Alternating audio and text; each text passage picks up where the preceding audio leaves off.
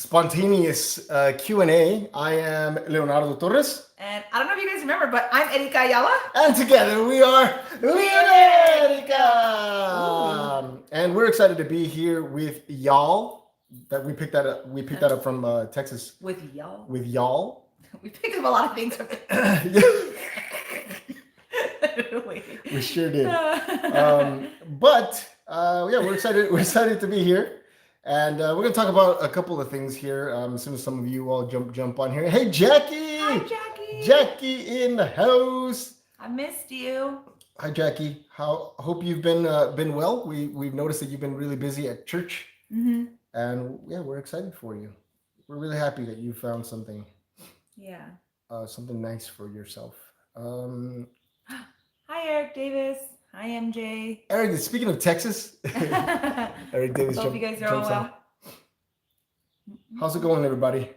How you doing? Did you all check out the video that was posted this morning? I haven't. It was. I haven't. I've been busy today this morning. It's okay. I forgive you. Okay.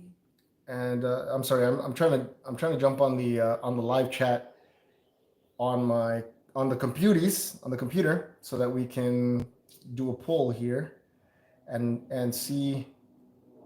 talk about this slap that we saw the weekend. Oh my goodness. I usually don't like to jump on things like that because because you don't like bringing like that kind of like energy or controversial things on the channel, but that was a big one. Yeah. Will Smith acted out of character for what I think is out of character. And he went on stage and slapped Chris Rock. And I did not like that very much, to be honest. Neither did I. And I love Will Smith. I love his acting and his work that he's done. But that was like not okay on a lot of different levels. Do you think it was real? It's so hard to tell. I mean, people are like, yes, it's real. No, it's not. It was staged for, publicity, for more ratings, for people to come back and, but we don't really actually know. I don't know.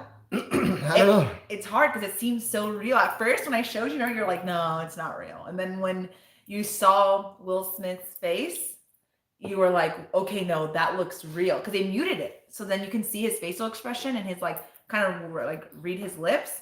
And I'm like, no, he seems really mad. Yeah, he was. And then they wouldn't have muted it. Really mad. But he was laughing. That's the thing that's conflicting because he was laughing at the joke.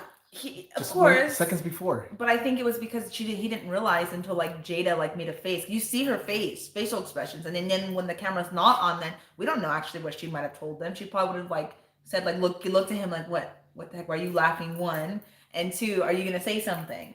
I mean, maybe it would have been better if you would have just vocally said something afterwards, or even the time hey, you know what? I would respect it if you don't speak about my wife that way, but actually physically getting up and going on stage and slapping him. I give it out to Chris because he took, not that you should take anything like that, the way, I'm not saying hopefully you take it well, but he definitely handled himself very, very well. Yeah, he definitely turned the other cheek. But I mean, MJ, we've seen tons of videos of psychologists reacts to it and musicians, and then you get the Christian perspective to it and stuff. And I didn't want to talk about it right away because I wanted to hear, I wanted to see the bigger picture and see what everybody else thought about it. Yeah. And I find it interesting that security didn't stop it, so there's that to take into account. I don't know if if it had been any other actor, he would have been banned from it. He wouldn't have even won his award, things like that. So that kind of leads me to believe that it was somewhat staged. But I don't know, the way that Chris Rock reacted, and you see it in his face, he was completely confused. And one thing that I really think is happening here on sort of sidebar or maybe underground beneath it all is that Will Smith and behaviors like that are kind of ruining comedy. Well, yeah. Right? Because comedians have always been able to say whatever was on their mind and have gotten away with it because it's comedy. Because, Yeah. That's what they do. They're entertainers, and they go up there and they say harsh things, and people laugh about it, and you should be able to laugh about it. But because Jada has an illness, or she has a disease that's making her hair fall off, I get it from his perspective. I get from Will's perspective why he was so upset, because he wants to go up there and defend his wife. But well, and then her too. You can tell that she was probably like embarrassed, and a lot of it was like, you know, that was been embarrassing for her to be put on the spot like that when she clearly has something like a condition or something that's going on with her. Yeah. Personally, and if Chris knew that and saying it, like I don't condone violence at all. I don't think violence is the answer at all. You should communicate when something is bothering you, or when you're hurt, or when you're angry. Violence isn't the answer. However, they both knew. I think they both played a role a little bit in the fact. But I get the whole comedians should be able to say and joke around, because that is their job. Yeah. You know. But I think if this was something like really serious about her, and I don't think that's funny. You know. Well, you know, if, for example, in the times of like kings and kingdoms or whatnot, you had the jester, you had the clown, you know, the joker. Oh yeah. Who would rag on everybody. He would roast everyone, including the king. And he was the only one in the court who could clown on the king and say mean things about the king and not lose his head.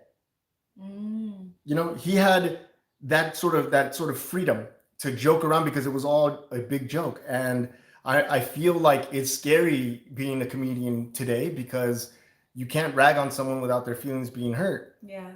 So I don't know. And plus, because Will Smith has been sort of on this spiritual journey in the last few years, and I put quote because I don't understand this whole open marriage thing as part of their spiritual growth. So that's why I use quotes here. But it's not, you know, he should have contained that. I think he should have contained that. If Chris Rock contained himself, you know, and like MJ said, you could see that he made a fist, you know, for a split second. But he contained himself. I think Will Smith should have contained himself. But I'm sorry, I saw this other TikToker who was talking about displaced anger, that it was mostly Will Smith's anger towards his wife and the whole cheating thing. And he took advantage of the situation to go and take that anger out on Chris Rock. That's pretty like insightful, because that's probably something that he wasn't able to really ever like unleash or really feel. So it was like kind of like an opportunity. Yeah. But man, assault is assault. I just saw. I think what did Matthew say? Matthew said Will Smith made the same joke about a drummer on a talk show in 2016 who has the same condition. That was Eric Davis who said that. Yeah. Sorry, you said Matthew. Oh, did you say Matthew? Or? I mentioned what did Matthew say? Oh, Matthew. And then you read, and then you said he said. Oh, okay. Matthew said violence is sometimes the answer, not in this case. Yeah. Well, I am conflicted about that, but I agree. Well, sometimes violence is. Well, because self-defense. I mean, if someone's beating you up or hitting you, I mean, in that case, I think like violence is to protect yourself. You have to try. Yeah. So I mean, but like you going and initiating something. Like no, well, then I disagree that violence is not the answer for that way. Yeah. How about violence isn't the first answer? Well, that's true. Violence shouldn't be the first answer. Right? It could possibly be one of the answers, but I don't think it should be the first thing that you think of right away. You know? Right. It shouldn't be. But I understand both sides, but in the bigger picture, they were in a professional setting, and I think he needed to maintain professionalism. Like, regardless of how he felt. Live TV, the Oscars, like it was. Yeah, and honestly, it comes with being out in the open and being vulnerable that way. If you're open about a condition, you're also opening up yourself to being talked about, and not everything that people say is going to be kind. You know, like I've been called a crybaby on on the channel before. You know, I've been called all kinds of things. But that just comes with the package. If I'm going to be on YouTube crying, of course, there's going to be someone who's going to say, wow, you're weak. You know, they're going to see it as weak. Same thing if you are open about a condition, and then you have a comedian who, by the way, was ragging on other actors as well. It wasn't just like he singled out Jada. Mm-hmm. And you know, like you said, it was a G.I. Jane joke, you know? You know, and I also saw another TikTok. Sorry, I didn't mean to cut you off, but there was another TikTok that I saw of Jada. A video of Jada saying something about along the lines at the end of her video, like, I don't care what people think if I'm bald. I don't know if you saw it roaming around, and people were stitching to it and saying like, what? Like, it kind of contradicted herself a little bit, because basically, like, she has no problem with people commenting about her hair being short or making any sort of statement about it. However, this happened and she was bothered. I mean, so it's kind of like, were you really bothered? Were you, I don't know. Yeah. Well, I I don't know if you wonder saw how that. she felt about Will's actions. Did they?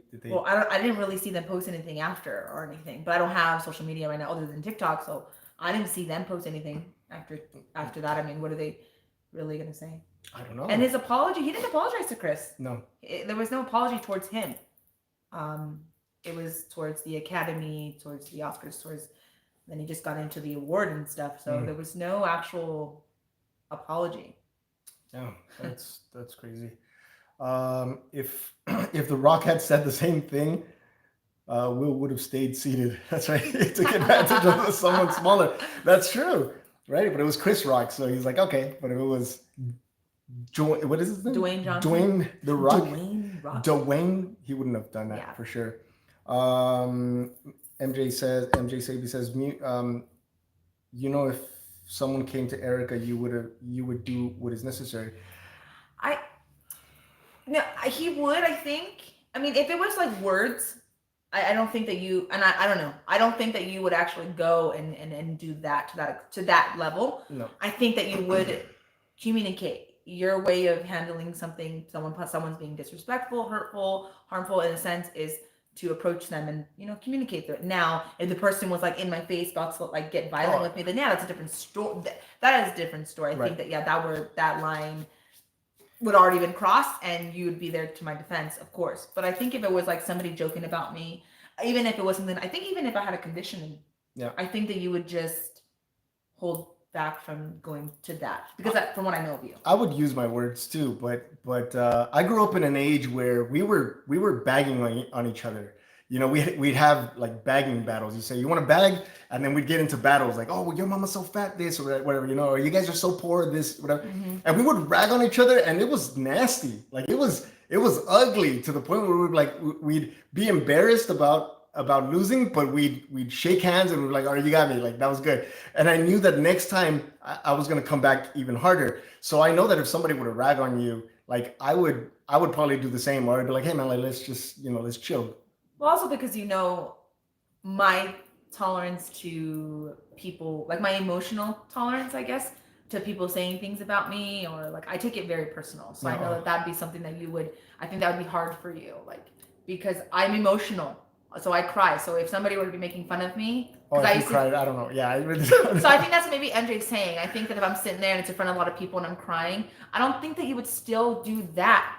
But I think that you would approach him in a different way. Like, dude, you just, my girlfriend is hurt. You hurt her feelings. She's crying. You embarrassed her. You owe an apology. Now you should apologize to her. And if it's a no, then I'm like, all right, well, I mean, I'd always walk away. My grandfather told me, he said, always avoid a fight, because it's better for people to say that a chicken ran away than a rooster died right here. Like, he says, don't try to be brave. Like, you know, people don't fight fair. They don't. Yeah. You know, it's likely that they'll end your life over something stupid, you know? Yeah, it's just a really horrible situation, because at an event that's supposed to be something great, amazing for people to be recognized, appreciated for their work, it turned into something that I didn't need to, because of they overreacted. I think it was a little bit of an overreaction. Yeah. I mean, it didn't need to get to that level. I think professionally, he's been in like the limelight for years.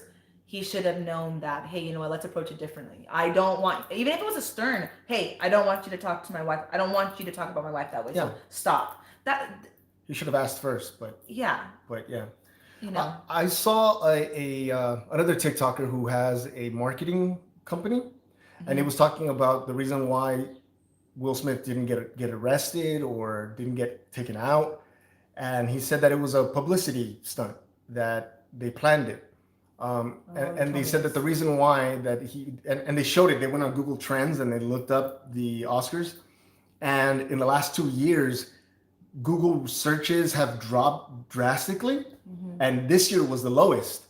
So they planned it, and they're anticipating that next year, the ratings are going to be super high because we're expecting maybe something crazy to happen. That's interesting. And I mean, it makes sense, right? It Yeah. makes sense. And then it also, the fact that Chris Rock said, wow, this is the greatest thing that's ever happened on live television, or whatever it was that he said, that kind of proves that point, you know? So yeah, I also heard something on the radio, people saying that also Chris Rock, they were like saying he shouldn't be that mad anyways, and I think that's why they thought it was like also to help, because he has like a tour or something going on, like for a show, and they said that a lot of people weren't buying his tickets, and now it's tripled supposedly.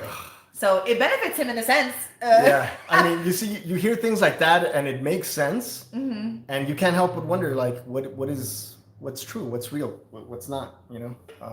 So was it? We asked earlier, was it right? And you all said no. It was 76% of you said it was not. Did anyone say yes?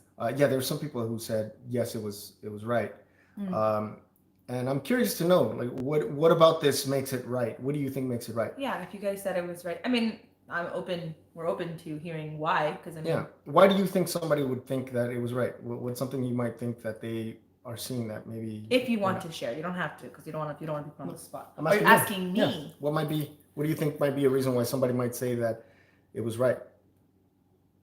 Well, I think the number one thing, a lot of people have been saying, and what I do agree with, is defending your partner, you know, and especially when it probably triggered a very personal thing that we don't know what celebrities go through. We don't know their mental health behind the scenes, behind the big screen, in front of millions of people. We don't know. So I think that, I guess, in that way, it's a way of honoring your wife or your partner.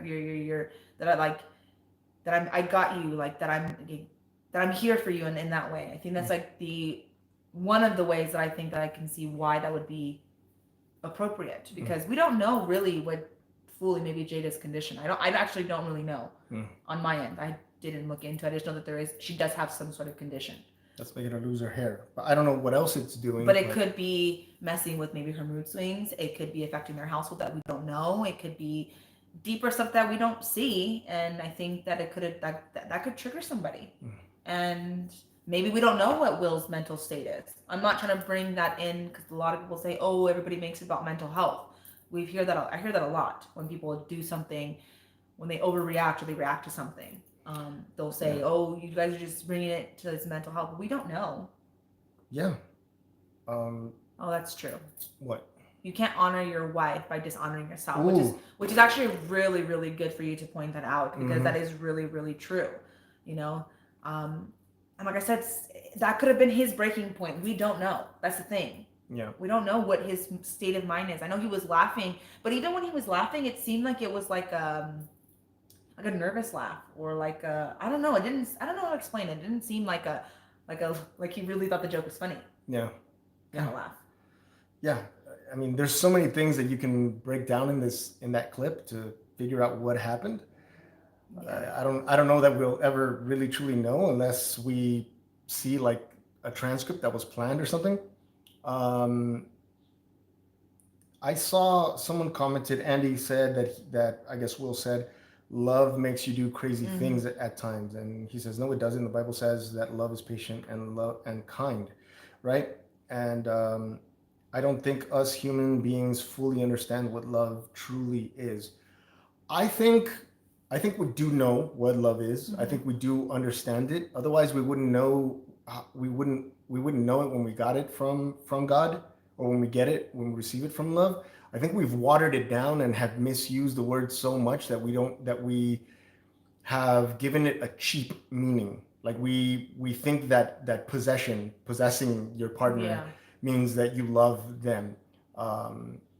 Taking ownership over that, and we think that proving it in some way, or doing certain things, proves that I love her or that we love one another. Yeah. But I think, like with love, there's freedom. There has to be freedom. There has to be openness. Not Will Smith open. Okay, not like that. No, sorry. Sorry. No. Not that kind of open. Yeah. But it has to be free, and when it's not free, when it's conditional, when it comes with painful real painful emotions, it stops being love and it starts being something else, something possessive. I'm not sure, but what about let's talk about how the audience responded to that, because people were super fast with the memes. Oh my goodness. But I mean, that's like with everything. Anything that happens, it's right away. Like they're on top of it. And then already people were posting on YouTube, like they were going live or they were either like already commenting. Yeah. It was just like quick. They're like, everyone's on their toes with that, just quick. You know, so there's a thing called trend surfing, right? Yeah. Something happens and you want to be the first or one of the first to talk about it, because while people are researching or looking it up, then, you know, you ride that wave. But you know, some of the content will be lost instantly. And also, like, why not give the people some space, like give Chris some space and give Will and Jada some space, you know, to figure out what happened. Yeah. But the memes were super fast. I mean, you had Prince of Bel-Air jokes, you had Everybody Hates Chris jokes, there's a song, you know, it's like a remix. Yeah, like people were playing making in the songs. club. People were making songs of them like like instantly. It's like, this happened, I know people are going to be talking about it, I'm gonna jump in the studio real quick and write some stuff. And you know, it's crazy how much of that stuff we eat up, you know, how much of it we consume and make it a part of our gossip and make it a part of like the center of our. Well, that's what I feel like social media and stuff is. I mean, it's for entertainment. So people, they're automatically jump on them and then people watch them. I mean, we're guilty of sometimes we watch them too, but like, it's just an eye grabber, I guess. I watched the first few stuff and it was funny, but then it just became too much. Overboard.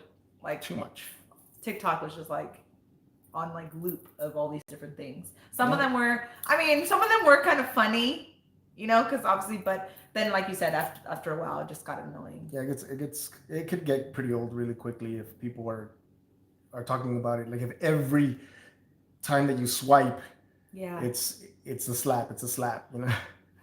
And then the experts come out from underneath, from hiding, and then suddenly we have like doctor reacts to, you know, this, you know, psychologist talks about the slap, you know, filmmakers. There was one that was like filmmaker talks about the slap, and he talks about, you know, good filmmaking. Marketing expert talks about the slap, and they each take a little bit of it, or put themselves.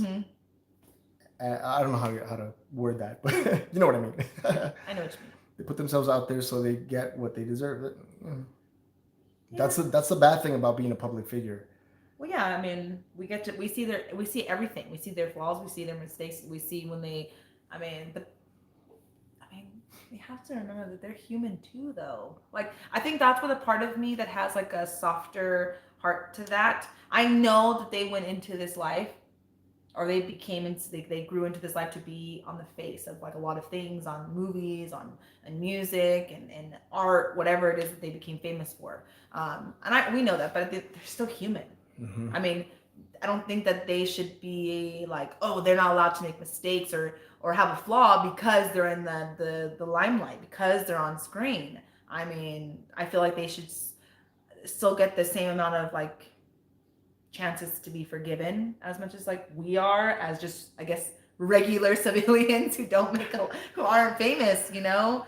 I said I'm really disappointed in Will. I don't know him personally. I'm just disappointed because I love a lot of his movies. We love Fresh Prince of Bel-Air. Like, it's just, I mean, the award that he got for that movie, we still haven't seen it, but I heard it was a great movie, that he played the role really well. So I am really disappointed in the fact that like we hold him to a higher standard, not than Chris, but we hold him to a higher standard just in general.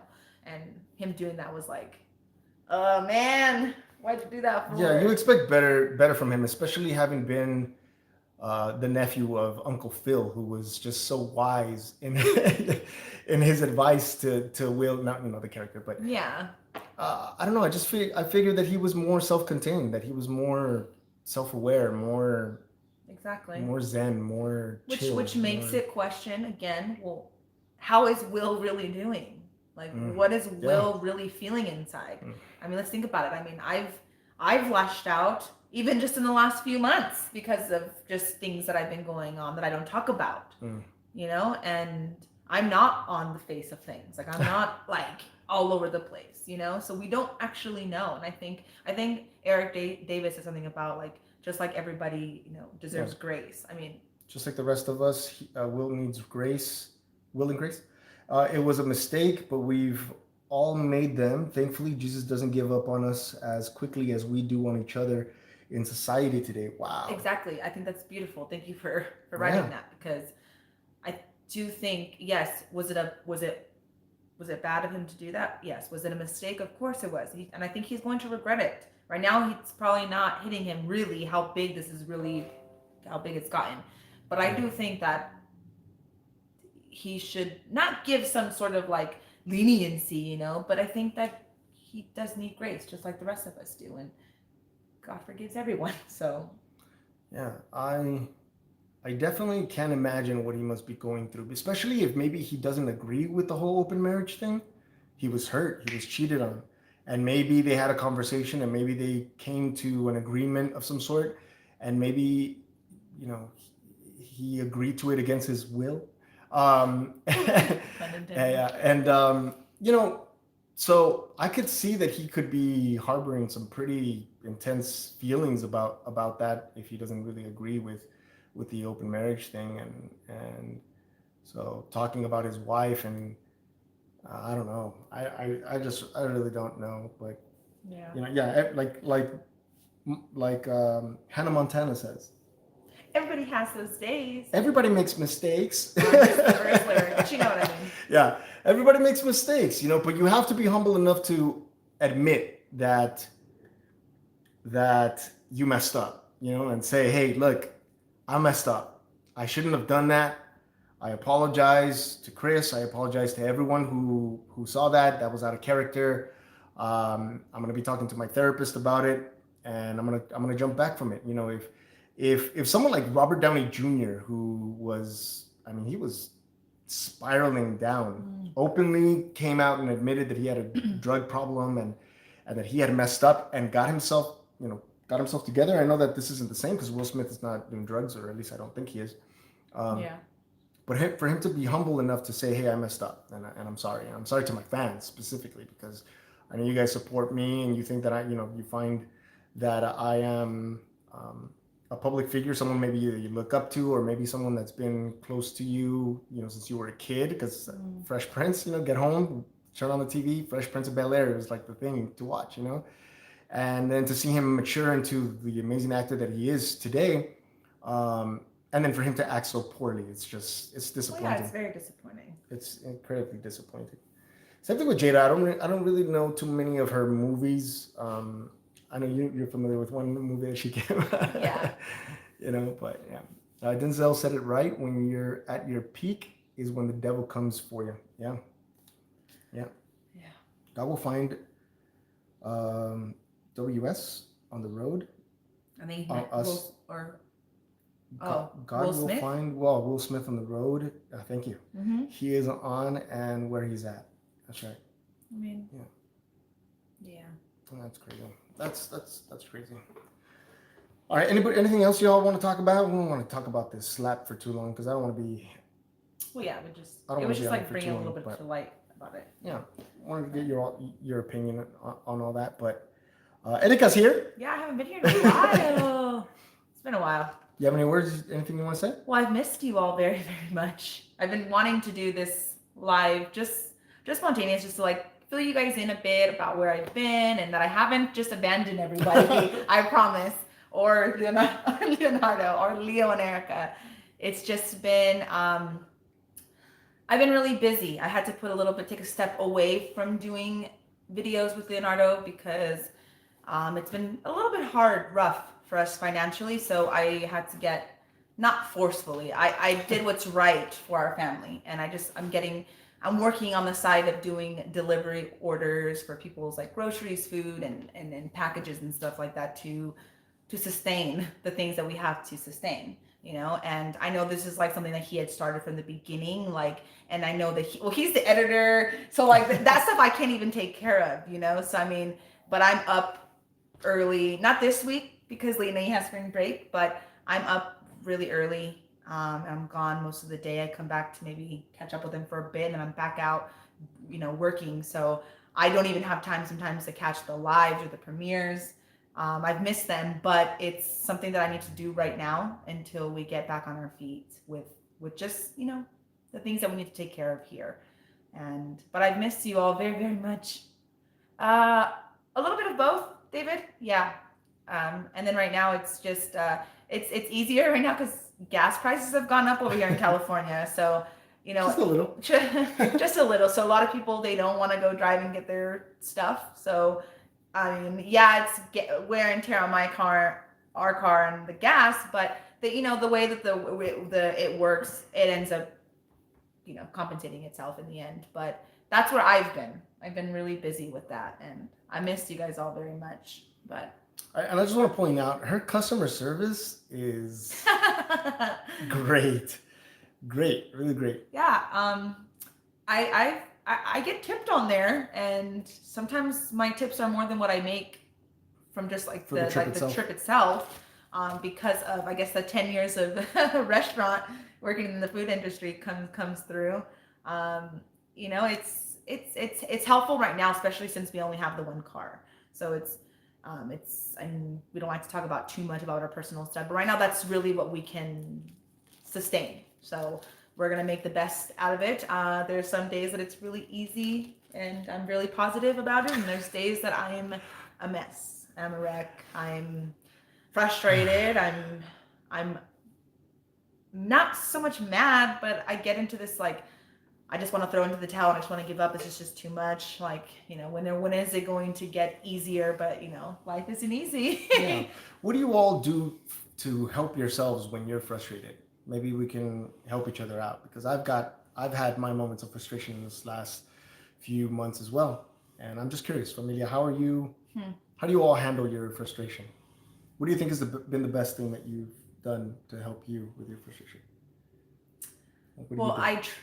What I've been installing now is analyzing what I'm feeling before I react, because a lot of times I don't, and I just react off of an emotion. So if I'm mad, I'll lash out, or I'm moody, or if I'm feeling overwhelmed, I cry. So I'm trying not to be so reactive. I'm trying to really take a breather, sit, be still. I really still don't know how to be still, because being still means like quieting your mind, and sometimes my body's still, but this isn't still. This is like, no, remember, you still got to get this. This is due. You have to keep going. Oh, you've only done this much. And it's like, this isn't shut off. So that's not really being still. So I've been trying to practice that, where I'm just like, breathe, be calm. It's okay. And find a positive in what I find that I'm having, like what could be a negative right now, what I'm dealing with, which is, that's kind of what's been helping me. I have not, a lot of people will say, like, just pray about it or listen to Christian music. I haven't done that in a really long time. And we talked about that. I think a lot of it has to do with me feeling so, I don't know, not mad or upset at God, but just wondering why it just seems like we're trying to do so good, and it just seems like nothing seems to be going in the direction that I think that it should be going in. But I think that's my problem.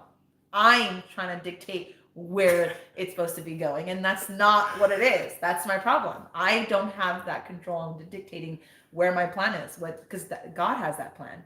But I've lost touch with a little bit of like even communicating with God, or having conversations with God, or listening to worship music, like, at all.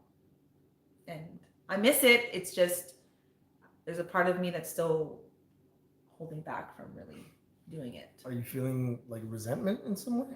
A little bit, which is also why I don't know if anyone's noticed, because I don't know if anyone really follows me on Instagram, but I don't have social media right now either, because of the resentment that I have. Because I'll see people be happy and smiling, and their lives seem to be so perfect, and I get into I don't like to judge people, and I'm gonna be honest. There'd be times I'm like, oh, well, that person has that, and I catch myself. Well, that sounded a little judgmental, Erica. Like, That's not okay. Or like I get jealous of that. I see people so happy and I don't want to feel that way. But I think because in the mindset that I'm in right now and the place that I'm in emotionally, spiritually, mentally, even physically, like I'm just not in a healthy place for myself. So when I see other people healthy and happy, I'm like, why isn't my life? Why doesn't our life look like that perfect? And I can edit. I do in quotes perfect because you think about it like, well, is it really perfect? Because nobody goes on there and shares their flaws or shares their downfalls or their low points, you No, of know? course And not. that's not what it's about. But I got to a point where I just didn't want to see it. Yeah. See, like you can fix up your closet very, very neatly and put all your shoes together, and I could take well lit photos, and then you can make a breakfast, and I could take a really nice, well lit photo of it. We could go outside and hug Archie, and take a picture with him, and It's not real. and just edit all of that and post it, and everyone will think that our life is that just perfect. You wake up in the morning, your hair looks great, your closet is great. Looks great. You have great meals in the morning, and Yeah. and you don't know the struggle or what's behind all that. Well, yeah, and I think it's another reason why too. I also took like apart from trying to help our family by financially being able to put in more, because we would love this for the YouTube just to be the only thing that we do. I would love it if that was like it sustained us in our life, but unfortunately right now it doesn't. I mean, that's why I don't want Leonardo to stop doing it, because I still want him to maintain it and keep it going and have it keep continue to grow, and to the point where we can just make it our full-time thing. But in the meantime, it's something that needs to be done.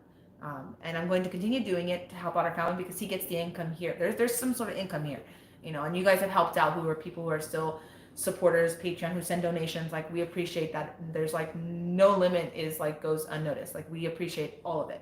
It's been very helpful. Some of you have helped out even just sometimes even bigger amounts, and we love it, and we appreciate you guys very, very much for that. It's just that I can't be 100% in right now.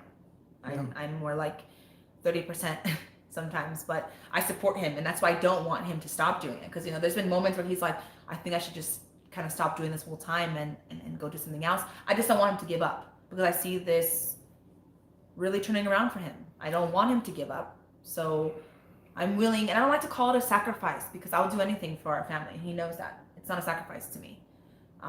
It's something that I know that needs to be done, and I'm willing to do it, even when it's hard and I want to pull my hair out and I want to throw in the towel. Like just yesterday, I was just like, I just want to give up. I just want to give up. And a part of that, sometimes I don't want to come on here because I don't want you guys to really see that part of me. I don't want you guys to be like pity, and I know that you guys don't, but I don't want it to bring that energy into the channel, because sometimes I am a little negative because I'm just really, really down and emotional, and I don't like to bring that here, especially when I want you to execute it. I want you to do well here, and give you that time to do so, because I know that this is something that he's been wanting to do forever, and be as creative as you want, be as open. Like, he's so happy when he's editing. Like he gets to, and his editing, let's give it a little bit of some props there, because his editing has completely, not that your editing was bad before, but you have just took it to a whole nother level, because you've had the time to be able to really study and learn and look at people's work, and it shows here. I know that sometimes, I even get discouraged for him sometimes, because I see that there's not that many views, or it's like he put in all that work, and I'm like, why isn't there a lot of people watching? And then I get disappointed, and I'm like, oh my gosh, is it even worth it still for us to do this? We're over here really busting our butts off over here, behind the screen that you guys can't see. And then I'm like, oh, but the people that are still here, I see that, and I'm like, we're doing it. It's worth it, because you guys have been here. It's worth it. And you guys are still here, and we appreciate it, and we love you all for it. Sorry, I took the show. No, you're good. You had a lot to say, and I'm glad that you did.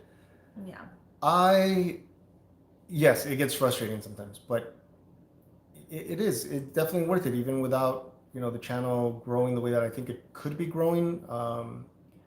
I know that there are things earlier, I mentioned, trend hopping and or trend surfing is what they call it, And I don't know that I want to be that, you know, because I could, yeah, I don't know. There's a lot of things that could be done with the channel, and quite frankly, if it continues in the direction that it's going in right now, I seriously might, and it's not that I want to, I might have to step back from it just a tiny little bit, maybe not post as much as I have been, and because I really do need to figure out a way of sustaining the house a little bit more. As much as I love doing YouTube, and I would love to do it, you know, forever, full time. I don't. I need to. I need to float again. You know, I need to float. Yeah. And we'll just leave it at that. But it's definitely not so bad that I quit on everybody, because I know that just this morning I was thanked for like, for example, Linda and Roxana met up today for the first time. They met each other for the first time, and they had tacos in Germany, and they wouldn't have had tacos if we weren't talking about tacos all this time. You have people like Jackie, who has made a complete shift, you know, thanks to the love that she received here on the channel. And I thank you all for the love and support that you've given each other. Yeah. And I'm definitely not giving up on that. So as you notice, I've been listening to like country music, you know, and I'm trying not to go too far off of the Christian music, because I know how much you all love it, and I know that it's helpful and it speaks to you in different seasons of your lives. So I definitely want to continue that, you know, but yeah, I mean, people, I think, are going back to their normal lives, and and I think when everything, you know, this is what's kind of, I don't know if I want to call it sad, but let's analyze what happened on the channel. The world went into chaos in 2020, right? It went into chaos. People lost their jobs. Suddenly, parents became teachers as well, you know, homeschooling their kids, making sure that their kids are doing their stuff in school while they were working, you know, while they were working from home. A lot of people lost their jobs. Some people fell into despair. Some people fell into sickness. Yeah. And they turned to YouTube to listen to worship music. And they found the channel. And the channel gave them hope. And you all, and I'm not going to take credit for that, you all have been wonderful to one another. And all of you have been very supportive to one another. And, you know, you're all in the same covenant and in the same family. And when one of you are down, I've seen others come up and support them and pray over them and just love on them and make them feel accepted and made them feel hopeful, even in the dark. Some of you went into the darkness with them, lit up sparked up their inner light again, and their love for God again. And then when things started going back to normal, it seems like some people have walked away from God again. You know what I mean? No, I think that's actually something that I've noticed as well. I agree. And I guess you said not to use the word sad, but I guess it's kind of like we do. I mean, I say we because I'm going to speak. I've done it too, where like I prayed for something or I was going through something, and then things start to go good, and then I fall back and I don't reach out to God even for the good things. You know, it's like I only go to Him sometimes for the bad, and it shouldn't be the case. We should just have Him in our lives daily for gratitude when we do need, you know, a little extra prayer, but it should be daily. And I think that's a good observation, actually. Yeah. I mean, and that's part of the reason why I'm still going to be here, because like I want people to still have a place where they can show up when hopefully it doesn't, but when things start to go sour in their lives, when things start to, you know, go downward and they need an you know, lift up or an uplift, one of the two, that they can always turn to La Familia, and that someone's going to be there to receive them and to mend their wounds, you know. And I mean, we've made some lifelong, like, even people that we've met, we got to see in person, and we wish we could meet all of you in person. Yeah, and I'm sure that we're going to meet a lot of you in person, you know. Erika just got her passport, so maybe that's the beginning of I did. Maybe traveling to Europe or something. I don't know. Ooh, that would be exciting. That would be exciting. I mean, I can't wait to meet, some of you. And I say some of you because I don't know all of you. Like, Jump, They're new. JUNPOOO Mm-hmm. says, I'm new around here. I came for the country music reaction. I was not aware that this was a primary Christian music channel. It is, and not all of us are Christian, but we all do listen to Christian music. So, and that right there is what's important about the channel. I see it this way because, it's versatile. And earlier, I realized, like, the video that I posted earlier, it says, it's called Tennessee Whiskey, and the second song is called Drink You Away. And I understand that there are some people who aren't of that world, that don't agree with drinking, or they see drinking in a negative way. And so they might opt out of listening to that music, right? But the whole thing here that we're doing here, familia, is that someone may come for the country music, and they might come for one of their favorite, artists in the country, might check out the channel and see that it's more, and might find their home here. Mm-hmm. I mean, I'm completely fine with that. I'm really fine, so long as the ones that are receiving them are kind and loving, and pour out the love of Christ onto them, and make them feel welcome, and make them feel loved, and make them feel like a part of the family. So very happy about that. People tend to pray to God when life is dark and gloomy, but we all have to remember we need to pray when the sun shines too. Mm-hmm. Yes, Senor. Tracy Thomas. Yes, thank you. Señorita. Sorry, Señorita. I saw Thomas. I'm sorry. Yes, absolutely right. David said, "Wait until we do Tibetan throats." The betting. In case you didn't know, Tibetan throat singing is like this. I can't do it, but it sounds like that. What the heck? Yeah, some people are not gonna like that. It's not for everybody. I love Christian music. It really helped me through the last 2 years. It gave me hope and reminded me God is with me always. Yes. Always. So, that's what the channel's here. It's for. That's what the channel is for. Yeah. It's not for everybody, and I'm okay with that. And yes, it's interesting to see that now that the world has sort of gone back to normal, some people are like, okay, I understand that. You have to go to work. You have to take your kids to school now. Well, yeah. You have to do the after school activities. You have to do all of that, all of those things. I get it. Gas prices are going up. Maybe some of you have taken on a second job. I completely get it. I'm not going anywhere. We're not going anywhere. Yeah. I mean, I'm not gonna be here as much, but I'm not going. I'm still rooting on, and I'm supportive, and I do, every time that there's like a premiere and I can't make it, I always tell them, can you please send my love, because I do still have so much love for all of the older people that have been here, and not age-wise, like OGs, like you guys are OGs to here, and the new ones that like join. Like, I have so much love for you and what you bring here, and the love that you spread here. You've made it a place that's safe. You've made it a home for people, and you've shown so much love to us, and I've greatly appreciated that. And even if I'm not on the screen or I'm not in the chat, like, just know that I'm still here, and I wish you all well, and I send my love all the time, always, because I do. I love you guys, and I love him, and I love this. Like, I love La Familia. I love the journey. It's been really beautiful to watch, just in general. Like, watch people grow here, build friendships, come back to Christ, meet people that they didn't think they were. We've had people who've actually fell in love with each other on here, and like they're actually together. Like, it's great. So, yeah.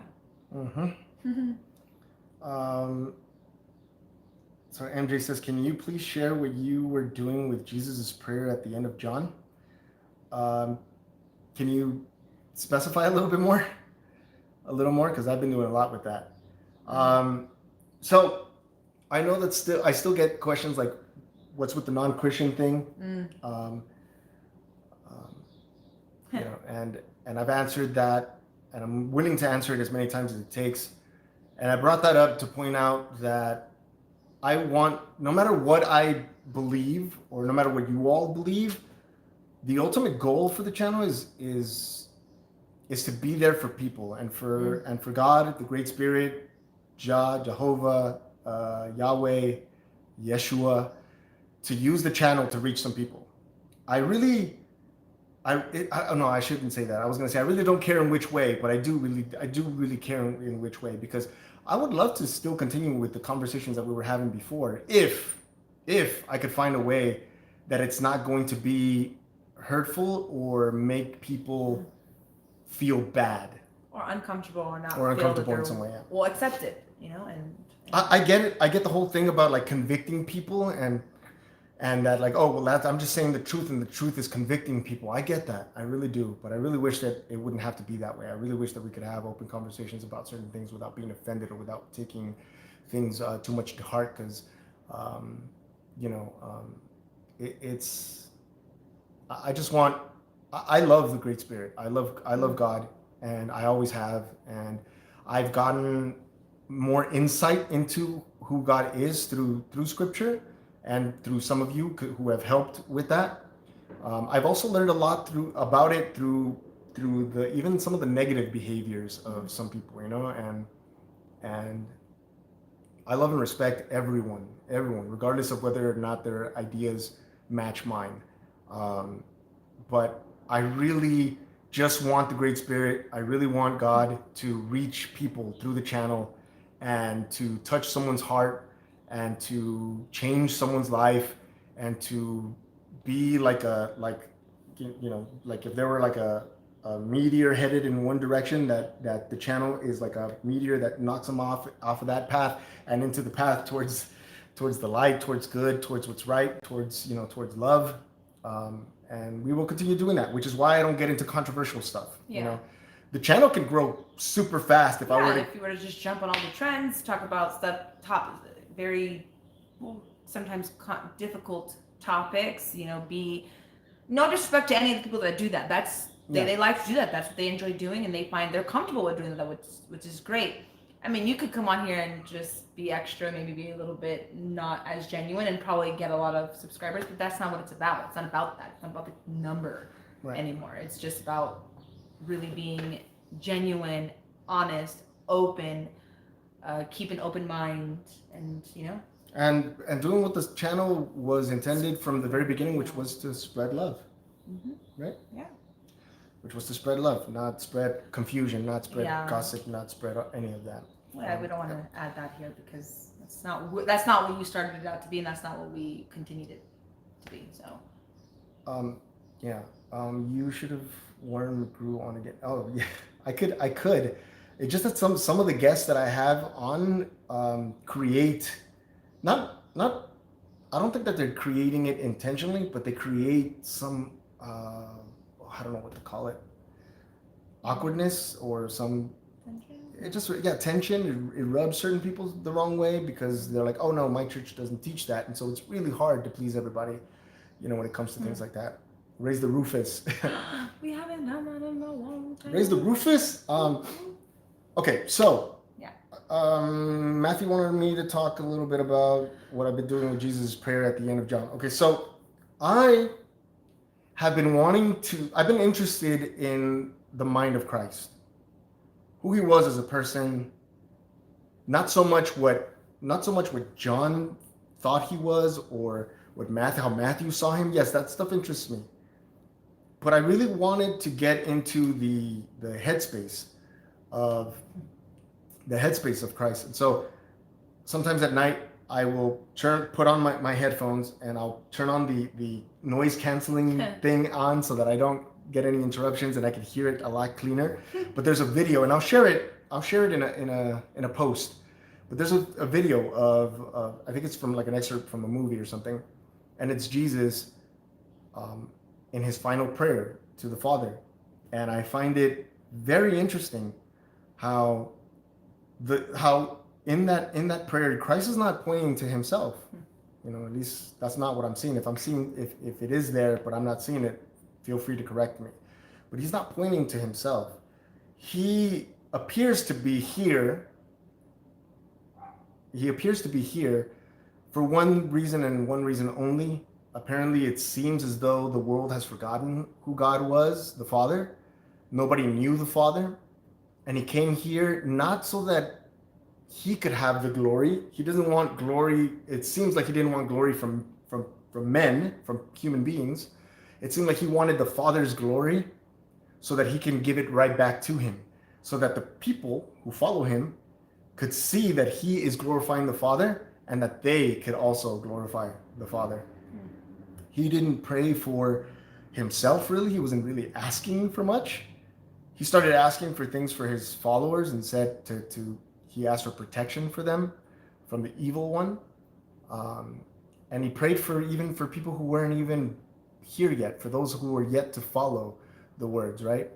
And I find it really interesting that he points out that he wants us to have eternal life, and he defines what it means.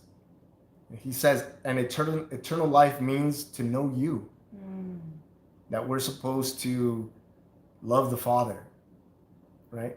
And I'm not saying that he's saying don't love me. Yeah, we can love Christ, but I feel like he was saying, look, I'm here for a reason. I'm here to make the Father known, and anyone who believes in me, who believes that I am who I say I am, that I came to spread to speak on my Father's behalf, if you believe that, then you will have eternal life. And what does that mean? It means that you know the Father. You know the Father. So knowing the Father has been important. And this is why I call the Father the Great Spirit, right? Because he is great. And I respect the fact that Christ came and wanted us to be with him. He says, I want them where I am, right? Because he wants human beings to be where he is. And he prayed for a lot of different things in this particular prayer. And he prayed that the love, get this, he says, Father. He's talking to his Father. He says, Father, I pray that the love you have for me be in them and that I am in them.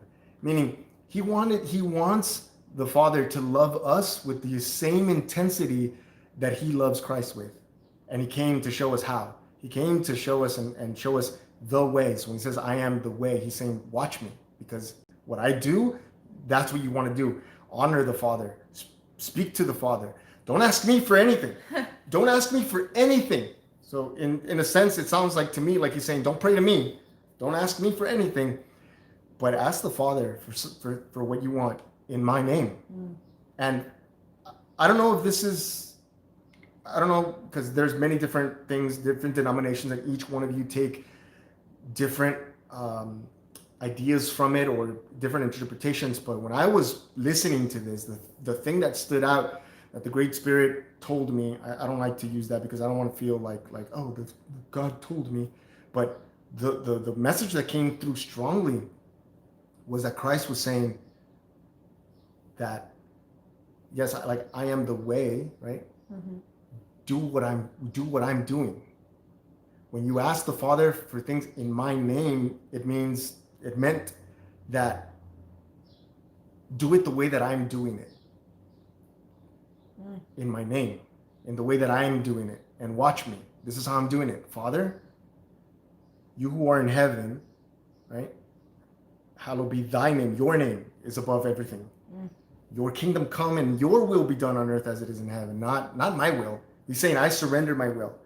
Your will be done on earth as it is in heaven. Give us this day our daily bread, and the daily bread is wisdom, right? The Spirit. And lead us not, give us this day our daily bread, and forgive us our trespasses as we forgive those who trespass against us. Are we doing that? Are we forgiving those who trespass against us?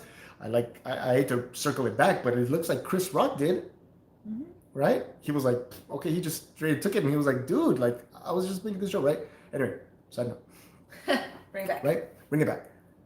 Forgive us our trespasses, we forgive those who trespass against us, right? Meaning his will is not going to be able to be done unless you forgive those who've trespassed against you. How are you going to be forgiven for what you have done to others if you don't forgive what others have done to you, right? Lead us not into temptation. It didn't say don't tempt us. Don't tempt me. He says lead us not into temptation, meaning temptation is going to be there, but don't lead us into it, right? And deliver us from the evil one, from the dark one. Deliver us from him. Meaning we're there with the evil one. He's amongst us, but deliver us from it. Lead us not into temptation and deliver us from evil, right? And for me, not for me, but when he says, sorry, I hate that I have to tiptoe around words because somebody's going to quote me saying something I didn't. But when you ask for the Father in my name, meaning in the way that I'm asking the Father for things, then it shall be given to you. You have to know the Father first. You have to know the Father first. And to know the Father, you have to know Christ, because like he said, I and the Father are one. And he didn't just say that he and the Father are one. He prayed that you are also, that he prayed that you, me, Christ, you, me, and the Father, and my Father can all be one. We all live in as one. So I just find that interesting. And I listen to it at least 2 or 3 times a week. And I really listen to the words, and I try to place myself in that position to say, like, what like, if I were in Christ's shoes and I'm saying these words, what does it mean? What is it really? What am I really saying here? What am I, what in me, Leonardo, needs to die in order for me to be able to even understand these words? Because if Leonardo is still there, that part of me is still there, I'll be getting in the way of that. I'll be getting in the way of that message. And I won't see it for what it really is. I'll be in my way. So what in me must die in order for me to be able to receive that message? And I'll post what link? Sorry. No, I think maybe the link for the video. I'll post it. I haven't posted it what yet. she's talking about. Yeah, if you're talking about the video, Jackie, I haven't posted it yet. Chris Dolby, not your typical Christian, had a similar take. Cool. I told my husband sometimes we have to re-forgive people over and over each new day, not dwell on the past, which can lead to unforgiveness of others. Yeah, you're right. Re-forgiving people over and over and over again. And I wonder if there's a way of killing that demon that keeps creeping up and requires you to forgive again. You know what I mean? Yeah. Like, I don't. Like somebody did something wrong to you, so they hurt you in a way, and then you held on to that resentment, and then at one point you said, you know what? I don't need to be carrying all this. This is heavy. This burns me. It hurts me, and that person's already moved on. And then you forgive that person, and then later on something comes along and it whispers in your ears and reminds you of that same thing, and then you find yourself forgiving them again, re-forgive. And I wonder if there's a way of killing that, so that it never creeps up and pushes that button again. I don't know, because I still have those moments where those things are either triggered or something is said that brings it up, or that the person that did hurt me, I catch myself re-forgiving too, like, because I get upset all over again, like if it's happening now, it's not happening now, but I don't know, maybe we have to figure that out together, maybe until that we can, like, help other people to not, or to help not feel that way, or have those things creep up.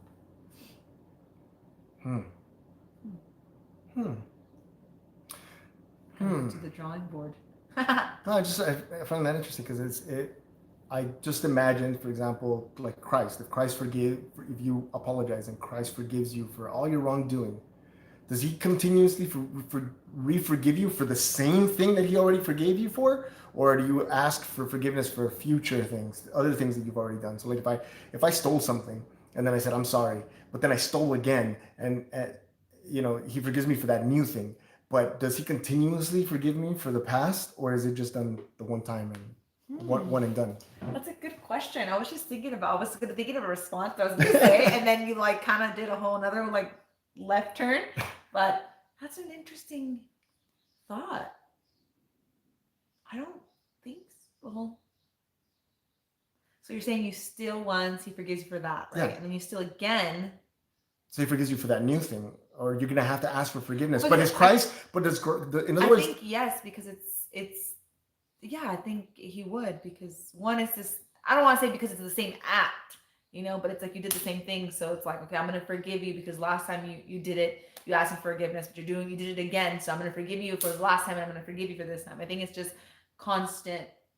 Like the forgiveness continues with Christ. So I don't think even from your past, because a lot of times we bring up our past of like how we did this, and it's like, well, you bring it to God again. I remember when I did this, God, and then He forgives you for that again. You bring it up, and but He's always going to forgive it. I think past stuff, in my opinion. I don't know. Yeah. Well, I don't know. I just pictured like if Christ is sitting there thinking, like, let's just say you lied the one time, right? And then He forgave you, but do you think He's sitting there like going like, oh, I can't believe she lied. I mean, I forgave her. I guess I'm gonna have to re-forgive her again. You know what I mean? What? Does Christ really talk like that? No, I don't know. No, I don't think so. Mean, I'm not laughing at it. I don't think so, because I don't think He would dwell on things like that. Well, I don't think He would dwell on the past. I just think that it's so. Why do we? Because we're not Christ. I'm just kidding. Well, I mean, I'm not kidding. We're not Christ, but but I don't know. I don't know why we do that as people. Why we dwell on the past. I think because I mean, if we remember it and it upsets us again, does that mean that we didn't forgive it the first time? I believe so. I feel so. I feel that we didn't really actually. I mean, because if you actually forgive somebody for doing something to you, and then it gets brought up or something about that person is I don't know, surfaces, and you get upset again, then I mean, did you really move on, let it go, forgive? Are you really healed? Did you really go through the healing process? Because that's part of healing. Like, you have to face it first, admit that there was a problem, then face it, figure it out, forgive the person or forgive the situation, and then eventually just let it go, where it becomes, well, like, it disappears. Like, it's like, that was your life. That was something that you were dealing with, but it's no longer who you are now. That person's no longer here in your life, or that thing, or that whatever that you've gone through. It's no longer there to affect you. Because if you went through the whole process and you really forgave, then the memory of it would no longer have any effect on you. Yeah, and that's true. Right? And then it also wouldn't affect your present things that you have going on, whether it's a relationship, a job, a house, or your children, or just in general. It wouldn't affect that or touch that. It wouldn't be able to. I don't want to use the word poison it, but it wouldn't be able to poison that. I mean, that's accurate. I think. Go ahead, sorry. No, it's like weeds. Like, if you don't pull them from the root, they're just going to continue to contaminate your yard. Yeah. There's no room for growth. There's no room for a new garden. It's just always going to be the same, like you said. They're going to suck up all the good nutrients from the soil and kill off the good plants for I mean, good analogies. Which is I'm guilty of that. See, David Woman says that if you went to court and the judge dismissed the charges, do you have to go to court the next week? No. Dismissed with prejudice means done, over, forever, right? And so how do we practice that with ourselves? Like, how do we forgive ourselves for the wrongdoings, or past behaviors? Because some of us are holding on to some things that we did. Maybe I mistreated someone and I know better now, and then I find it really challenging to forgive myself for the thing that I did. How do we practice that? I know it's hard. Well, it's possible. I think that it just means that we really have to, take time with ourselves as individuals and really see for ourselves and really understand ourselves better too, because I think that's where I struggle with that, because I feel like I want to say that I've forgiven the people that have hurt me in the past, but now that we're bringing it up again and we're talking about it, like, have I really? Because there are moments that I still get triggered, or things that hurt me, and then I poured into what's happening to the present, with us, sometimes. And what's the main feeling that you feel when you're triggered? Like, you remember someone who hurt you, and then you remember it now. What emotions does it trigger? Well, it triggers a lot of things, but I think if I had to pinpoint the one, it would just, I feel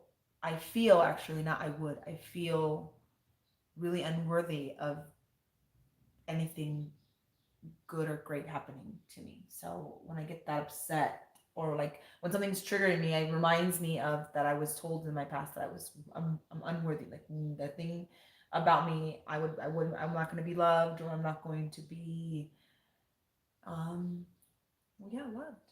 And so sometimes when me and you have like the things that go on with us and it pours in from my past because I'm so scared of, which is, I don't know if that's healthy, but maybe you can ask me. I'm scared of losing something that's good because of my past, because of the triggers, because of the things that happened to me. It's very hard for me to like, so I kind of self-sabotage, if that makes sense. Yeah. Not on purpose, not intentionally. I think self-consciously, like I'm protecting myself, so my guard goes up, and I'm like, I'm going to protect myself before I get hurt. So I'm going to put up the wall a little bit, and I'm gonna remember that that person told me. Remember that person told you you are unworthy. You're not worthy of any kind of love, and nobody's ever going to love you. You deserve nothing. So when I have something that's, well, you're really, really good to me. You're kind. You're patient. You're loving, and sometimes. Not all the time. Well, sometimes I feel like I don't think that's one of the things that pour into my mind. Like, oh no, like I'm not even worthy of this person to love me this much or to care about me this much. Like, I'm like. Well, first thing I would say is that nobody gets to tell you what you're worth. Okay, no one here on earth gets to dictate your value, what you're worth. Okay, so that's the first thing that you should shine a light on. That person who told you, they're not the authority over your spirit, over your soul. They don't get to say that, right? The second thing is that you are worthy of all that, or you wouldn't have life. You wouldn't have the breath of life. Yeah. I am not 100% sure how I feel about like things like destiny or that we're meant to be. I do think that there is some force that brings people together, and that the things or the people that you need come into your life, because I appreciate everything that you do, and the things that I'm able to do because you're here because you're with me, because you're my partner. So I know that you were put on my path to help me I'm not saying that you only help me, but to help me overcome certain things about myself, or to really learn to accept that I am also lovable and worthy of love, because that's kind of been my upbringing as well, being rejected by people, being turned away from people, being mistreated by people, being taken advantage by people. So I know that there's a reason why you're here, and the same goes with the other way around. Like, I believe that there's a reason why I'm in your life too, to serve you in some way, and to help you in some way, and to help you overcome What you have overcome those things. You have helped. Understanding why I feel the way that I feel, or really, well, not being reactive to things. Okay, that's the second time you brought that up. Reactive. Explain. Okay, well, in comparison to what? What do you mean? What's the opposite of reaction? Like you're saying, being reactive, as if you were doing something else before, or as if there's something else that you can do instead of being reactive.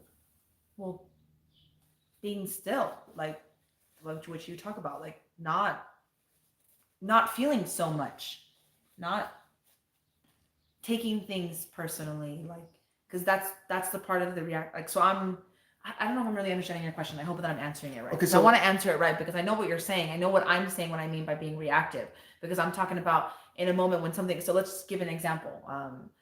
Dealing stuff with my family, right? So like we're having a conversation, and sometimes I feel like they are in some way they're attacking me with the things that they say. So then I get triggered and emotion pops up, and that's usually frustration. I lose patience, and then I want to react by either crying or like reacting with an emotion off of the emotion of like my frustration and getting loud or getting upset, and then letting my tone let them know that I'm upset or annoyed, and I lose my patience, and then I'm frustrated, and then I'm just like in a whole mood, and it's not a good one. Okay. So that's the reactive part, not getting to that point. What's the alternative route that you could take instead of reacting? What is something that you could do? Just listening. Listen to people. Understand. And then really understand what they're actually saying, not jump to what I think they're saying. That's where my brain goes. What's the difference? Different between what? What's the difference between what you think they're saying and what they're saying?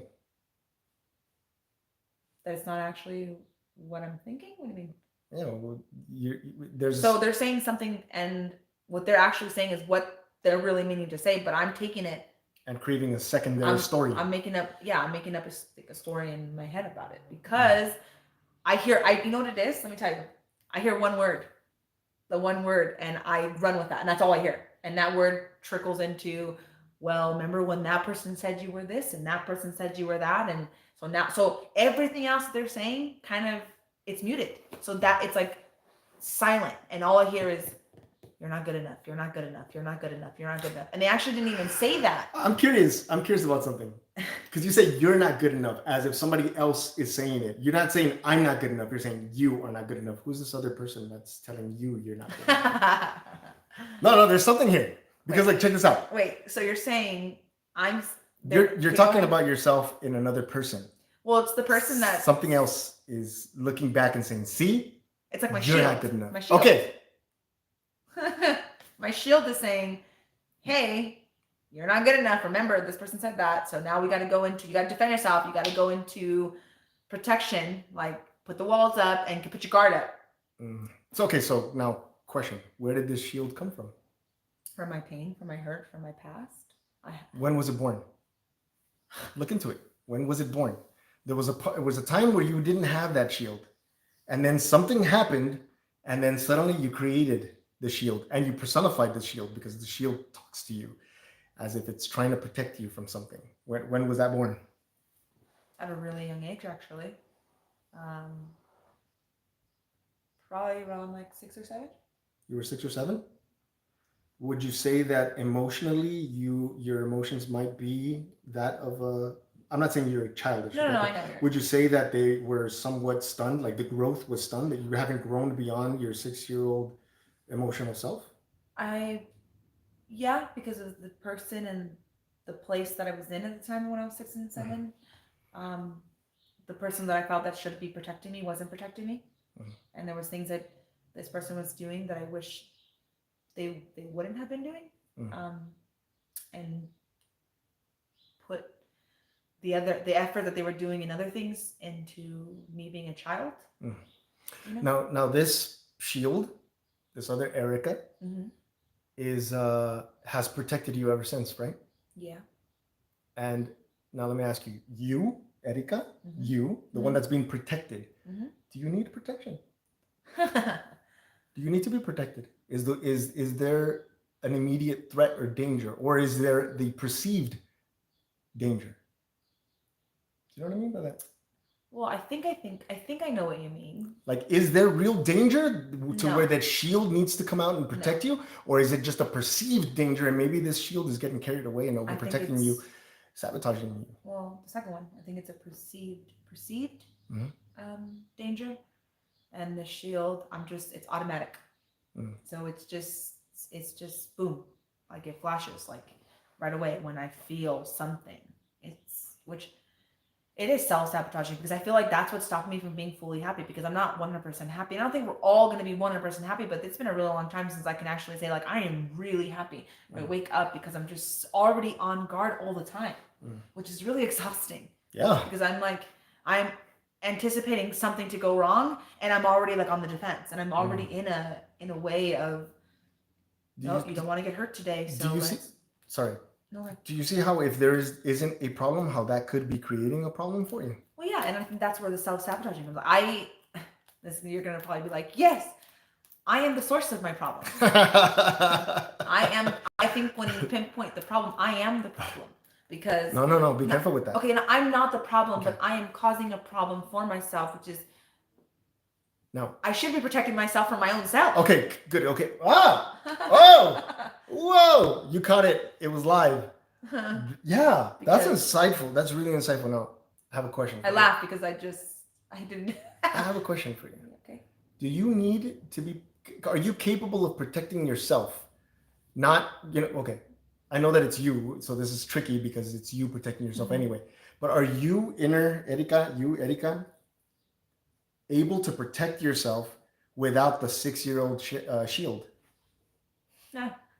Can you tell the shield, hey, I understand what you're doing here. I understand that you're wanting to help me. I understand that you came out because I was only a child and I couldn't defend myself. So I understand that you came out to protect me. You're a creation of my whatever, my imagination or my inner being, my inner self, my inner world, you're a product, a byproduct of that. You're a creation of that. And I understand that your purpose is to protect me, but I'm an adult now. I think I got it from here on, moving forward. Yeah, I kind of just it makes me anxious actually to think about that though. Okay, let's talk about that. It makes you anxious. Me Why? nervous because I've been codependent on it for so long. Ooh, okay, you've been codependent on it, so which means that you don't yourself. Trust myself. You don't trust yourself. Why not?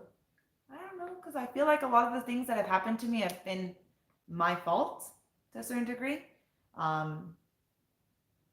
I mean, a lot, and I've talked about it before. Like, I feel like sometimes, well, my past relationship, I feel like it was my fault for what had happened in my past. I stayed for as long as I did. Like, why didn't I get out? Why didn't I leave sooner? Why did I stay for so long? Mm-hmm. You know, like that was me inflicting. I feel like I was hurting myself, and I was the one who was hurting me by staying. And then I feel like sometimes when I was 6 or 7, like I feel like a lot of it was like my fault that my father was doing the things that he was doing.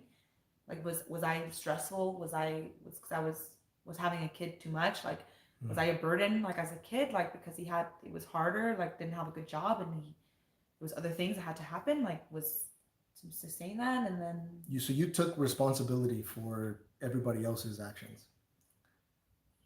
Yeah. And I just feel like it was like a lot of weight. Does that manifest itself in some way now where you blame yourself for the things that happen in your life? Yeah. Like right now, like I think with like our financial state, like I blame myself because I feel like I could be doing something more. I could be doing something better with that. And then I go into I wish I would have really succeeded in school and done more, because then we wouldn't be in the spot that I wouldn't be in the spot, and and then sometimes I feel like you deserve better. Like there comes that, like I could be giving you more, or giving us more, giving our family more, and that comes overwhelming. Yeah. I said I wasn't going to cry today. No, I feel the same. I feel the same way. Going to cry today, but I feel the exact same way. That like I feel like you deserve more. You could be given more, and we could share. We could share the responsibility. No, but can we do more without? Guilt, without feeling guilty, without blaming ourselves? Can we just do more? Yeah, I think I know we can. Not I think, and I know we can. It's just sometimes I think all these emotions that I feel, they take over sometimes, and I just feel, and I don't want to just always feel. It's okay to feel what you're feeling. There's nothing wrong with feeling. If you're feeling sad, it's okay to feel that. I have that feeling linger on throughout the whole day, weeks, months, and I have to cut that emotional umbilical cord because it's at some point that needs to grow. You can't stay. Yeah, and then I think it also comes back to like trusting God, because I sometimes I don't trust myself, so I don't trust myself to trust God. Or to see that that's interesting. To give myself fully to trust that God's way, and it's I have to just trust that this is the path that we're supposed to be on, and this is the way that we're supposed to be going, and God is going to a door is going to open, or something's going to happen, not when I want it to happen, but when God's ready for that to happen for me. And I get impatient and I get frustrated. And then that's when it's like, well, why can't I just have something good right now? Like just right now, just for a little bit, even if for 5 minutes. Because like, God just give it to me right now. And he's like, well, because I got more than 5 minutes for you. It's just not just this 5 minutes. So just be God is not a drive-through. That's take a seat. Like walk it off. Like God is not a Postmates yeah, driver. Like, you have to go to the restaurant and eat. And I think it's just it's just that. You're doing really well, by the way, and you gained a lot of insight You're very insightful. You more than I think you give yourself credit for. David Woman said one of the main points of abuse intervention spiel was that we teach is I am responsible for my own actions. I am not responsible for what someone does or does not do. Mm. More advanced concept. Not all feelings are truthful. Right. Every feeling. Whenever I have a feeling of any type, I always ask, "What's the story?" What's the story? Because it's always telling me a story about me. I'm not good enough. You see, this is why your mom treated you this way. You see, this is why your dad never gave up alcohol. You see, this is why, because this is why you're not, you didn't graduate from you didn't go to college. This is why you barely graduated high school. This is why this is why. And it messes with you because also, well, I don't know. Well, it's a lot of pressure because whether it's from like outside people or like my family, for instance, we talked about this, like loved ones, you want them to like I don't need people's approval, but my family's support and approval means the world to me. You see, and I think it means a lot to you too when you don't like hearing people say like, nah, you can't do that, or don't do that, or they put it down when you're so excited about it, right? And that's happened to me a lot. Well, look how I treat my nephew. And I've seen it happen to you a lot. And sometimes it's hard when you come with something that you're excited about, and then they kind of throw in some negative jabs in there, and it's like, all right, well, I was excited about that. Now I got to go back to analyzing if this is something that I really want to do, and are you guys going to be happy for me, or be happy about my decision? And that's been something that's been really tough. Like, I haven't been able to talk to my family about a lot of things because of that. And I love my family. They know I love them. I love my family more than anything. They know that. And that's why I think I take what they say so to heart, because you have a really close bond with them. You see how we are with each other. And so when I go to them and it's like, I know they're concerned and they love me, and I know it comes from a good place, but sometimes it doesn't sound as supportive. As supportive of I am when they doing new things. Like, if my brother came to me and said he was going to be a general manager for a Jack in the Box, and if he was going to be happy about that, and that was going to fulfill him, and that's what he wanted to do, and I knew that he was going to live his life and be happy, then kudos to him. That's all I want. I want him to be happy. That's it. And sometimes I feel like I don't get that. Well, you want him to be happy his way. Well, yeah, not my way, because my way would, if I wanted to, of course, everybody wants everybody to be like, go to school, get a good job, have a good career, have the great financial, be stable, of course, but that's not always how it works out, because even people who are stable and have these big jobs, I'm sorry, but they're not always the happiest. They're not happy most of the time. They struggle. Yeah, and everybody struggles. And it's just, I want to be my version of happy, and that being okay. Because and it is, but you have to be okay with people not being okay with it. Earlier you said that you don't trust yourself. That you don't trust yourself to trust God. Is that you, or is that the shield talking? The shield. I think the shield is like, it goes back to my past. It goes back to the questioning of, well, if God loved me, if I was worthy of even God's love, why would God put me on the path of an abusive person for so long? Or why would he bring that person into my life? I did a lot of blaming, a lot of that it was his faults, and that's when I was like, well, if God, then I really am not worthy. I'm not even worthy of God's love because he brought this abusive person into my life. Can I ask you something?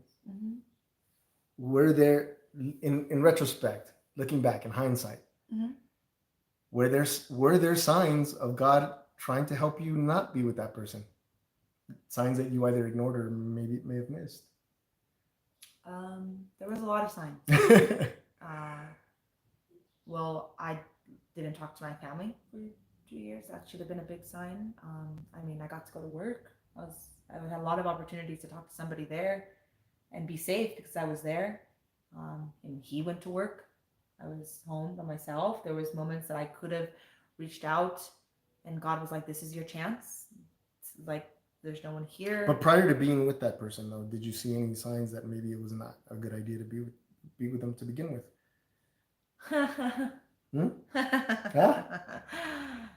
Yeah, I think. Yeah. Okay. I don't know So if then was it God that put you there? no. But because I didn't want to be alone, I jumped into something fast. And my prior relationship that I was with wasn't abusive physically, but it was abusive mentally, emotionally, cheated on me constantly. And so, but the thought of being alone scared me. So I jumped to a new thing. And I think the point of that, I jumped it because God was like, okay, you have time to focus on yourself. Figure out what you want. Figure out what makes you happy. Let me guide you now. Let me be here. And I didn't allow that because I just jumped. I jumped because I didn't want to be by myself. Being myself scared me. Yeah. Because that's the scariest thing for anybody, I think, is being alone. Is the scariest thing for people because we're social creatures. We operate in that way, and that's why we care about what other people think, is because we want to be accepted. We want to feel like we're a part of something more than us. But the only thing that you could feel really secure is to be with God. And in most cases, it's being by yourself. It's just you by yourself with God. I don't mean like don't have a partner, don't hang out with your family. I mean, in those moments that you spend with yourself, getting to know yourself, then that shield can come down and say, hey, like, I know that you don't trust, but I'm going to give this another opportunity. And then, you know, hand everything over to God, because I'm pretty sure that there's been things, times or things in your life where you have trusted God and it came through. Yeah. When I went back to church, I was angry though. No. I was very angry before that because everyone was pressuring me to go to church. It was like, you have to, you need it, you need him. And at that point, I was just so, I was like, I've mentioned this before in previous lives. I was drinking, I was going out, I was hiding pain with alcohol, cigarettes. I was, you know, not coming home, you know, staying at a friend's house, going to, this is before Leonardo, going to clubs, going to bars, just being, free, because I felt like I was a prisoner for 5 years. So then I was just like, nope, I'm not going to do it. And I had resentment towards God. And I was like, well, no, like I couldn't trust you then. I don't want to trust you now. I'm just going to do what I want to do, when I want to do it, how I want to do it. And in a sense. Was that you or the shield? That was me being reckless. What? Was that you or the shield? Well, I think that was the shield saying, woo, party time. We can let this guard, I can let the shield down now and go do all this other thing, which is really ironic because you think about it, like, I was doing reckless things and that shield was just like gone. Okay. The shield was gone when it really actually should have been there to protect me. And it should have been, my guard should have been doing his job. Okay, so you trusted the shield. And what did that get you? Nothing good. So who can't be trusted, the shield or God? Well, the shield, now that I kind of broke it down, the way that I broke it down, because I never actually broken it down that way. But yeah. I was a different person than I am now. Like, I have a sip of alcohol, like, or a glass of wine, I'm like, my stomach hurts. Like, and I mean, I am a different person. Yeah. I am. I mean, you remember? Yeah. You used to remember Christmas parties.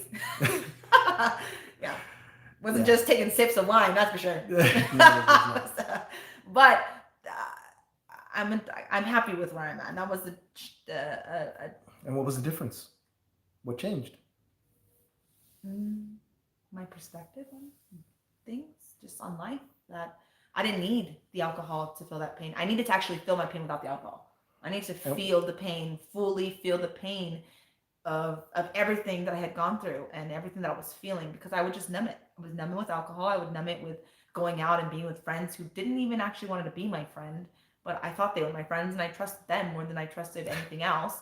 And the moment that I made a change, not because I thought I was better, the moment I made a change, those friends kind of disappeared. I don't have any of those friends anymore. What was the change? Well, I decided to You exchanged the drinking and the hanging out for what? God. I went to church and I had a dream. I told you this, I had a dream of my grandfather. My grandfather was my best friend. He was like my best friend in the whole entire world. I loved him with everything. And I had a dream about him because I had been stressing out. And I think he was like my God. I had my grandfather always with me because there was always a butterfly that would pass by. He knows that's like my spirit animal in a sense of my grandfather in a way, like near me, or his spirit's near me. And I don't know how some people feel about that, but I'm sorry if you guys, but I just felt like that was like him, and God letting me know that he's with you, I'm with you, like you're okay. And he was my best friend. So I had a dream about him, and him telling me, like, Mija, remember you're shine, be the beautiful flower that you are, and don't stress, smile, be happy, and he's like, so when I had that dream about him, and it happened to be that it was Sunday the next morning, my mom was getting ready for church, and it wasn't even that my grandfather was telling me go to church or anything, but that was the calling. Yeah, and I said I'm gonna go, and I went, and that day they were talking about exactly what I was going through on in my life, and I bawled and I cried, and it wasn't like I was crying to the music, and the song came on, which is "This Is How I Fight My Battles," and that was my fighting song, and that's what stuck. And I was going every Sunday with my mom. My mom was even shocked, like, where are you going? Why are you getting ready? And I'm like, I'm going to church with you. And her like eyes lit up, like, oh, okay. Like, and then I was super nervous to walk into church. I hadn't been in church in a long time, and it was a Christian church. I didn't know what to expect, right? So I walk in, and everyone was very loving. Like, if I had been going there for a long time, like, I didn't feel new. I felt like I belonged. Like, nobody was like, oh, she's new, she's a newbie, or she hasn't been in church. And I was thinking, like, oh my God, it's going to, like, I'm gonna go into flames right now. Like, I was just drinking like 3 days ago. I was drunk or hungover, and I'm like, God's not gonna forgive me for this. Like, how am I gonna be forgiven for this?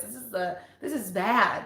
Yeah, that's right. Your grandpa came to you in a dream to take you to church, and so that you can burn. And then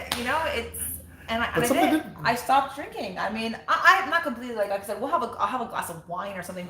But when's the last time that I drank the way that That's not the same, Yeah. We know. Even in the beginning, when we started dating, I was still going out and drinking, and I think he knew my past already, so he didn't want to tell me what to do. Obviously, he's not like that. He wasn't gonna be like, no, don't do that. But he did worry. I know that he worried a lot, because there was moments like that, that I was not proud of, and I really did know in my heart that I loved Leonardo and I wanted to be with him, and I didn't want to really ruin it by self-medicating, because in a sense that's what it was. Yeah. Yeah. Yes, it is. Just a little back history for people to know about me. Sorry, awesome. I got. No, it's awesome. But yeah. Thank you for sharing that. You're welcome. That's awesome. We have Matt who asked, Erika, do you feel as if having an early father that didn't do things correctly makes it harder to trust God as the Heavenly Father? A little bit, yeah.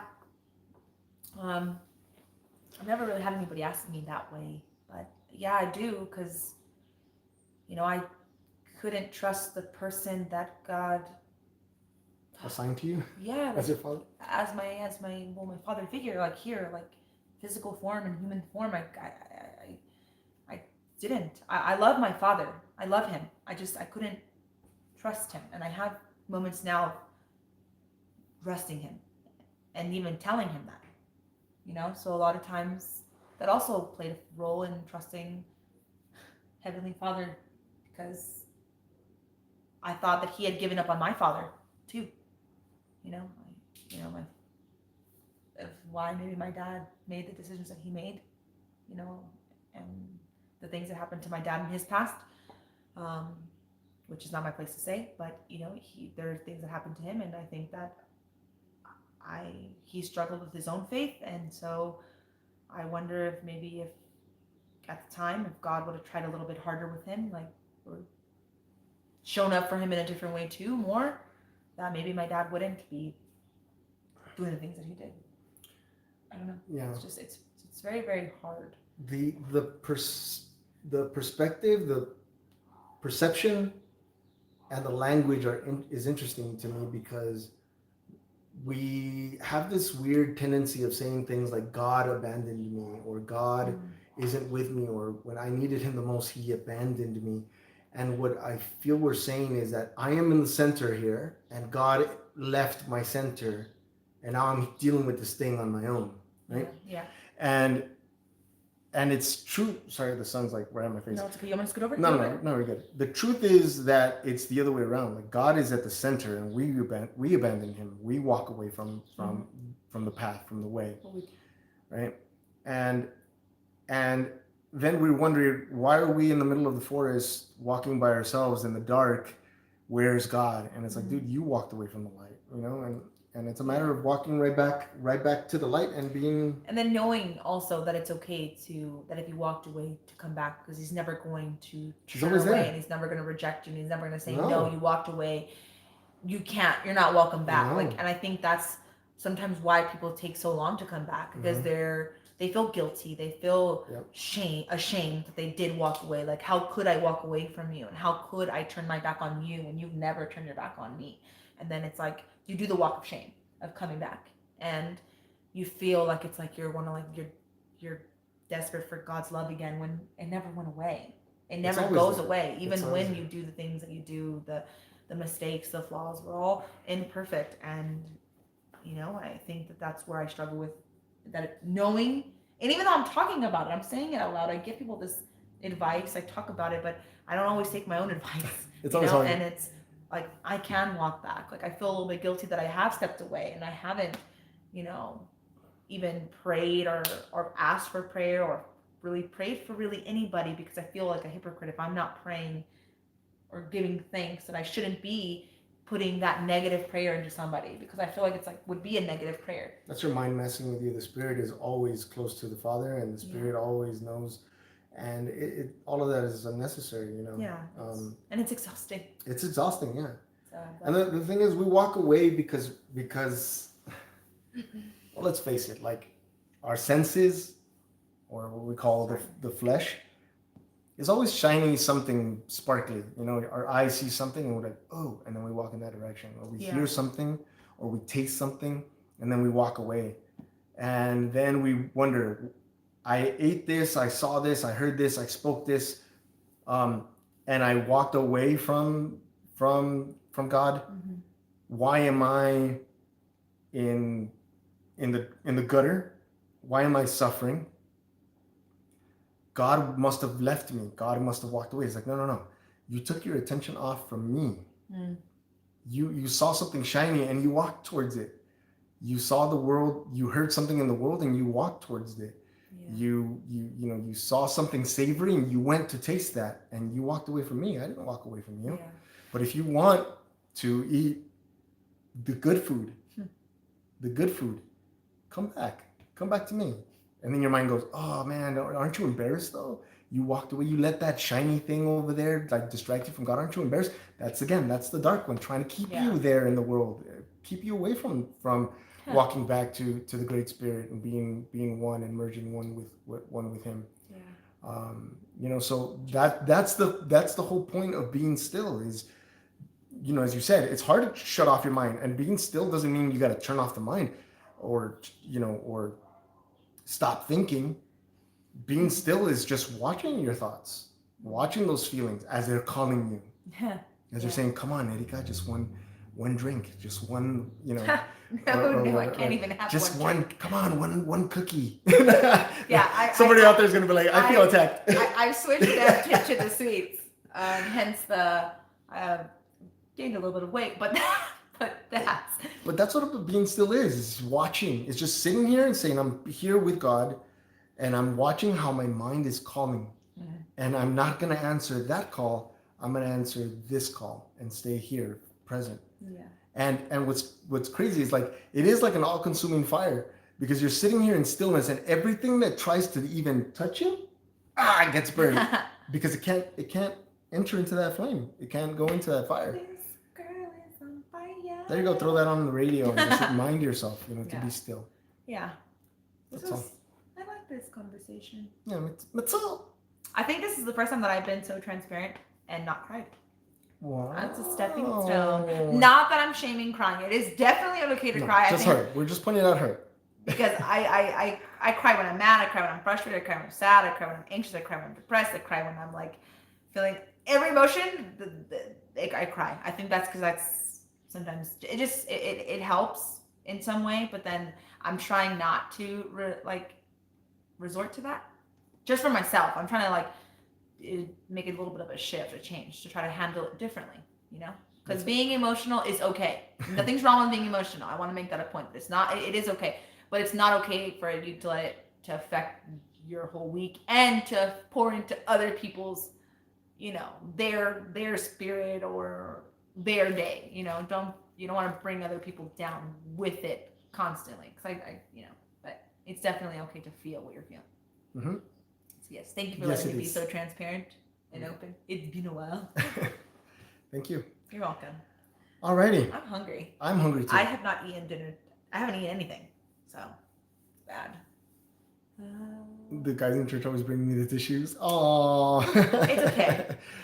I thought I saw Jackie say she was going to sleep like a while. I guess the conversation was really good. Yeah. Jackie, it was so good to have you here again. Yes. Glad to see you here again. It's also nice to see a lot of new people. 5K love from Vancouver. Thank you, Mike Schultz. Thank you for joining us. Jen Christian, thank you for joining us. Matt Sabi, David Wellman, thank you so much for joining us. Oh, we had Jay on here, Blackburn. Oh. Thank you. Can you all be my coaches? I think what's so bad. No, we could be each other's coaches. We're not a coach, but we can help each other. We can help each other out. Yeah. Sure. But, I know Katie went to bed earlier too, or said she had an appointment or something. So thanks. Thank you all for being here. Thank you for being here. Thanks for contributing. Yes. We love you. We love you. We'll see you on our next adventure. Peace.